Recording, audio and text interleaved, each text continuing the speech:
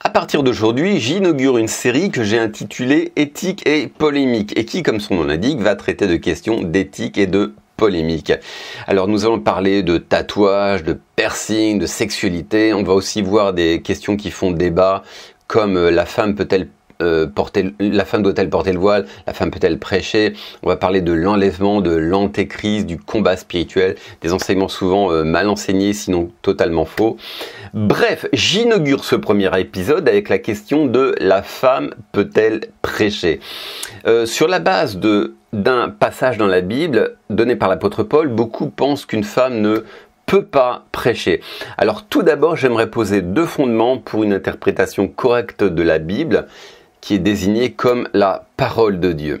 Alors il y a vraiment deux choses qui sont vraiment très importantes à savoir lorsque tu lis la Bible, lorsque tu l'étudies. Et la première chose, c'est de lire la parole de Dieu, de lire la Bible avec son cœur, avec son esprit. Cœur et esprit sont synonymes souvent.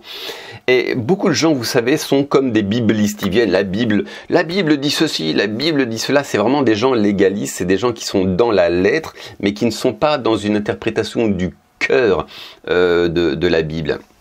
Et donc la première chose que je voudrais expliquer, c'est comment lire la Bible correctement. Et ce premier élément, c'est donc de lire la Bible avec son cœur et avec son esprit.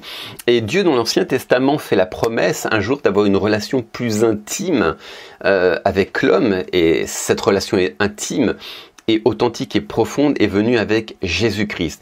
Et Dieu fait la promesse suivante au peuple et il leur dit « Je vous donnerai un cœur nouveau et je mettrai en vous un esprit nouveau. J'ôterai de votre corps le cœur de pierre et je vous donnerai un cœur de chair. » Et vois-tu, ici, Dieu ne nous fait pas la promesse de planter en nous une Bible Louis II ou de planter en nous une Bible Darby, mais de nous donner un cœur nouveau.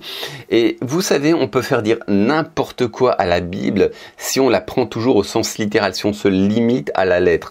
Moi, la première fois que j'ai lu ce passage où Paul semble dire qu'une femme ne peut pas prêcher, et je me suis dit, mais ma tête semble me dire une chose, je semble lire concrètement qu'une femme ne peut pas prêcher, mais je ne sais pas pourquoi mon cœur me dit qu'une femme ne peut prêcher. Vous voyez, je n'ai pas seulement écouté ma tête et ce qui semblait être écrit, mais surtout j'ai écrit dans mon esprit, j'ai écouté mon esprit, et mon esprit me disait tout autre chose.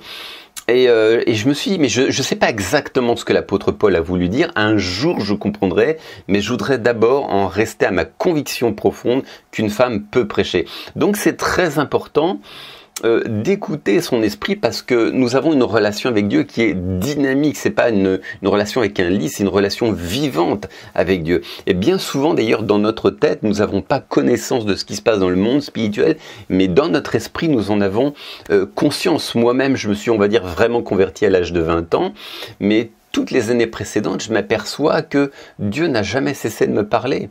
Et quand je suis arrivé à l'âge de 20 ans, j'avais une compréhension de Dieu qui était très biblique, qui était très exacte.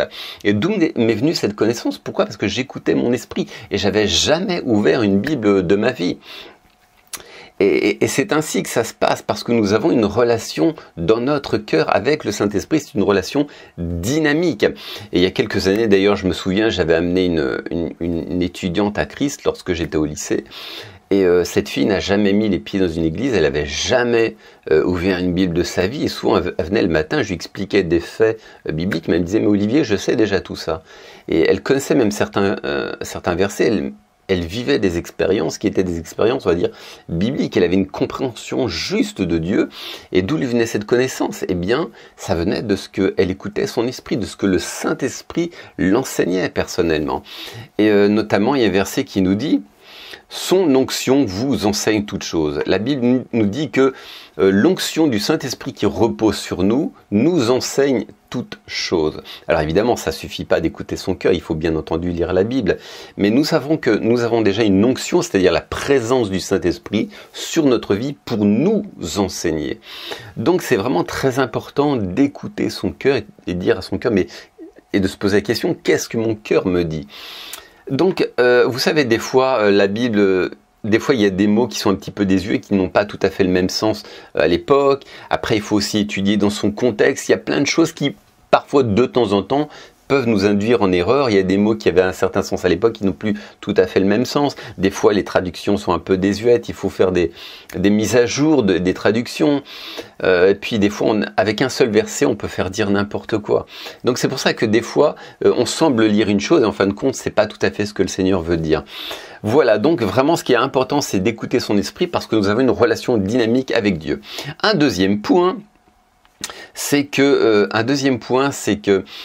on peut jamais établir, formaliser une doctrine sur la base d'un seul verset biblique. Si tu t'appuies sur un seul verset biblique, eh bien tu peux faire dire à la Bible n'importe quoi, tu peux lui faire dire une chose et son contraire. Et il y a un verset qui dit que toute affaire soit réglée sur la déclaration et de deux témoins. On pourrait tout aussi bien dire que toute affaire soit réglée sur la déclaration de 2 ou de 3 versets bibliques. Il nous faut au minimum 2 à 3 versets bibliques pour attester qu'une doctrine est juste. Et par exemple, dans la Bible, on trouve certaines choses qui sont avancées, mais il n'y a qu'un seul verset qui va dans ce sens-là. Et on ne peut pas prendre ce verset et ensuite officialiser une doctrine. C'est exactement ce que font certains groupes religieux un petit peu bizarres comme les témoins de Jéhovah et les Mormons. Ce qu'ils disent est biblique en sorte. Sauf qu'ils sortent le verset d'une part dans son contexte et d'autre part ils n'ont qu'un seul verset qui va dans le sens de leur doctrine. Par exemple, je vais vous donner un exemple concret. Il y a l'apôtre Paul qui fait référence au fait que certains Corinthiens se faisaient baptiser pour leur mort. Il disait en quelque sorte, si je me fais baptiser, eh bien du coup je vais sauver tous mes ancêtres qui sont morts et qui n'ont pas eu le temps d'accepter Christ. Et l'apôtre Paul donc cite ce fait, mais ça ne veut pas dire qu'il le cautionne. Et on trouve un seul verset biblique qui va dans ce sens-là. Donc on ne peut pas prendre ce verset et dire « Ah, l'apôtre Paul disait que certains se faisaient baptiser pour les morts, donc maintenant on va officialiser, on va tous faire ça, on va tous se faire baptiser pour les morts. » Non, premièrement, l'apôtre Paul ne fait que citer quelque chose qui est une pratique de l'époque, il n'a pas dit qu'il l'approuvait. Et d'autre part, on trouve qu'un seul verset qui va dans ce sens-là. Il y aurait 2, 3 versets qui iraient dans ce sens-là. Alors maintenant, on pourrait officialiser cet enseignement et que toute l'Église adopte ce principe. Vous voyez ? Autrement, que signifierait l'acte de ceux qui se font baptiser pour les morts? Si les morts ne ressuscitent pas, pourquoi se font-ils baptiser pour eux? Donc on trouve effectivement ce verset dans la Bible, mais pour l'officialiser, pour l'enseigner, en faire une pratique régulière, eh bien, il faudrait qu'il y ait plusieurs versets qui corroborent. Donc, un premier élément pour interpréter correctement la Bible, d'une part, c'est écouter son cœur, lire la Bible avec son cœur, avec son esprit, écouter la petite voix intérieure, et d'autre part, eh bien, avoir 2, 3 versets qui vont dans le même sens. Et évidemment aussi, étudier la Bible dans son contexte. Bref, maintenant, venons-en au verset qui pose problème. Voilà ce que dit l'apôtre Paul. « Je ne permets pas à la femme d'enseigner ou de prendre autorité sur l'homme. Elle doit garder le silence. En effet, Adam a été créé le premier et Ève ensuite. Et ce n'est pas Adam qui s'est laissé tromper, mais c'est la femme qui, cédant à la tromperie, a désobéi à l'ordre de Dieu. » Alors on nous dit 2 choses ici. La première, c'est qu'une femme ne peut pas enseigner, et la deuxième, qu'elle ne peut pas prendre autorité sur l'homme. Mais déjà, comprenons le contexte ici, c'est la famille. L'apôtre Paul nous parle d'Adam et Ève. Paul ne dit pas « je ne permets pas à la femme d'enseigner et de prendre autorité sur les hommes » au pluriel, mais sur son homme, son mari. Donc déjà, ça c'est important, c'est pas un verset on peut pas dire maintenant la femme ne peut pas enseigner des enseignements bibliques sur des hommes prêchés. Là, le contexte se limite à la cellule familiale. On parle d'Adam et Ève et c'est un symbole du couple, c'est un symbole de la famille. Donc voilà, ça c'est déjà un premier élément qui est posé. On dit tout simplement que Paul ne permet pas à la femme qu'elle enseigne son mari, son homme, dans le contexte de la famille, dans le contexte du couple. Bref, ensuite, un autre point, ce qu'il faut comprendre, c'est que le mot enseigner ne fait pas nécessairement référence à l'enseignement de l'évangile, des enseignements bibliques. Et on voit ça en Jacques. « Mes frères, ne soyez pas nombreux à vouloir être des enseignants, car vous savez que nous qui enseignons, nous serons jugés plus sévèrement que les autres. Et l'enseignement, on ne s'improvise pas enseignant de l'évangile ou docteur de l'évangile. C'est une tâche qui nous est donnée par Dieu. C'est un appel que l'on reçoit. Moi-même, j'ai reçu cette onction d'enseignement. C'est vraiment une expérience surnaturelle que j'ai faite. J'en parlerai un jour dans une autre vidéo. Mais on est appelé pour enseigner. C'est pas quelque chose que l'on improvise. On ne décide pas d'enseigner. On peut tous enseigner, bon, de temps à autre, si vous voulez, mais vraiment être dans un ministère d'enseignement, c'est quelque chose qui c'est un appel, c'est quelque chose qui nous est donné par Dieu. En l'occurrence, ici, lorsque Jacques il dit « Ne soyez pas nombreux à vouloir être des enseignants », il dit tout simplement « Ne soyez pas nombreux, ne vous précipitez pas à donner votre avis, surtout à parler. Celui qui parle beaucoup pêche beaucoup », il y a un verset qui dit ça. Et là, ici, l'enseignement ne fait pas référence à l'enseignement de l'évangile, puisque l'enseignement est un appel de Dieu. Et vous voyez que ici, donc enseigner, ça fait référence dans ce contexte à des gens qui parlent beaucoup, qui parlent précipitamment. Vous savez, des fois, on est prompt à donner notre avis alors qu'on ne connaît pas du tout notre sujet, puis finalement, on raconte n'importe quoi. Donc, le mot enseignant ne fait pas forcément référence à l'enseignement de l'évangile, mais tout simplement à n'importe quelle prise de parole. On se précipite à parler, et puis on ne connaît pas notre sujet, puis finalement, on dit n'importe quoi. Donc, le mot enseignement ne fait pas référence nécessairement à l'enseignement de la Bible, des enseignements chrétiens. Donc, lorsque l'apôtre Paul dit à la femme qui ne lui permet pas d'enseigner, il ne faisait pas référence à l'enseignement de l'évangile. Et on va voir, alors vous allez me dire, mais alors de quoi il parlait? Eh bien, on va le voir. Et tout simplement, Paul parle ici d'une femme qui est toujours sur le dos de son mari, au point où elle peut être dure, cassante, arrogante. Et notamment, alors on va le voir plus tard, et c'est important qu'une femme donne son désaccord à son mari. C'est normal, il y a une relation d'échange. Un homme et une femme, c'est pas juste « Toi, femme, tais-toi, je ne veux pas que tu me parles, je suis le chef de famille. » Non. Lorsque l'apôtre Paul fait référence à l'enseignement de la femme, lui dit de ne pas enseigner son mari, il ne disait pas qu'elle ne peut pas donner un avis contraire, discuter, lui donner des conseils, même l'enseigner. Mais il faisait référence à un type de femme qui est toujours sur le dos de son mari, qui est dure, qui est cassante, qui peut être même offensante et blessante. Alors en Genèse, on nous dit « Il n'est pas bon que l'homme soit seul, je lui ferai une aide qui lui sera semblable. » et qui sera son vis-à-vis. Ça, c'est selon une traduction. Et le vis-à-vis, c'est quoi? Eh bien, c'est quelque chose qui est en face de toi. On dit, par exemple, qu'un immeuble n'a pas de vis-à-vis, c'est-à-dire que tu ouvres les volets et en face de toi, il y a la pleine nature. En tout cas, il n'y a pas d'immeuble en face de toi. Le vis-à-vis, c'est un face-à-face. Eh bien, c'est ainsi que Dieu désigne la relation entre un mari et sa femme. C'est une relation de face-à-face. Ça veut dire que c'est une relation d'échange. Donc, c'est bien que une femme échange avec son mari et que le mari échange sa femme. Il n'y a pas de relation misogyne ou quoi que ce soit.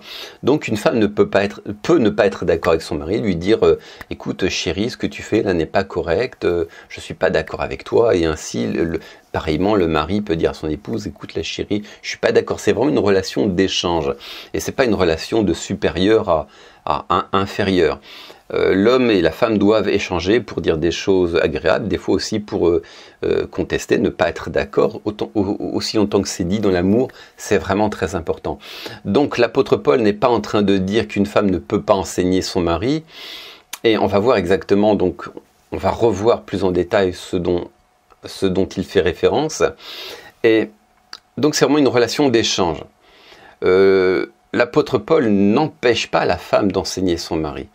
Mais le terme ici, le contexte de l'enseignement, c'est le fait c'est des paroles dures. C'est à ça qu'il fait référence. Lorsque l'apôtre Paul dit d'ailleurs, toujours dans ce fameux verset, « Je ne permets pas à la femme d'enseigner son mari et je ne lui permets pas de prendre autorité sur l'homme », le terme « prendre autorité », c'est le mot « authenteo » et qui signifie littéralement « tuer de ses mains ». L'apôtre Paul dit en paraphrasant, je ne permets pas à la femme d'être cassante et de le tuer de ses mains. Donc quand il fait référence à l'enseignement, il fait référence à des paroles cassantes, des paroles blessantes. Une autre version dit d'ailleurs, c'est selon Ostie, je ne permets pas à la femme de faire sa loi. Et il y a des femmes qui ont ce tempérament, qui sont très dures, qui sont très dures, qui font leur loi dans le couple. Et c'est de ça dont l'apôtre Paul fait référence.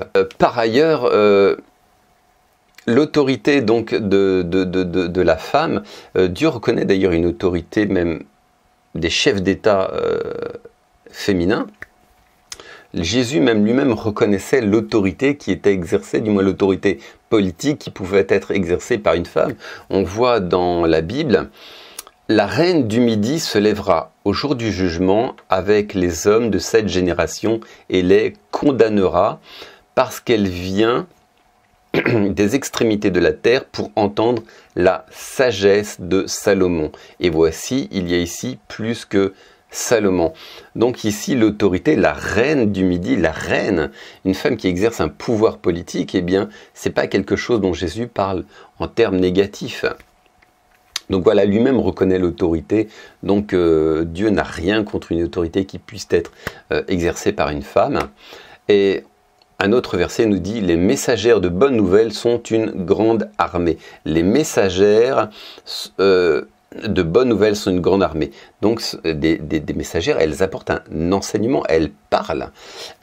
Et enfin, il y a aussi un verset dans l'Apocalypse qui nous dit « Ce que j'ai contre toi, c'est que tu laisses la femme Jézabel enseigner et séduire mes serviteurs pour qu'ils se livrent à l'impudicité. » Et Jésus ici reproche, donc il s'adresse à un pasteur d'une église, et il ne lui reproche pas de laisser une femme enseigner, mais de ce que cette femme, qui s'appelait Jézabel, apportait de mauvais enseignements. On voit bien ici dans le contexte que le problème, c'est pas qu'une femme enseigne, mais c'est que ici, dans cette situation présente, il y avait une femme qui enseignait de mauvaises choses. Donc, on voit bien que Jésus lui-même n'a absolument aucun problème avec le fait qu'une femme enseigne. Donc, si toi, tu as à cœur l'enseignement, si tu es une femme, eh bien au contraire, je t'encourage à enseigner, à libérer, à faire ce que Dieu te demande, parce qu'on a bien vu ici dans le contexte que l'enseignement, c'était le couple que Paul ne permettait pas à ce qu'une femme enseigne son mari, et le terme enseignement ici fait plutôt référence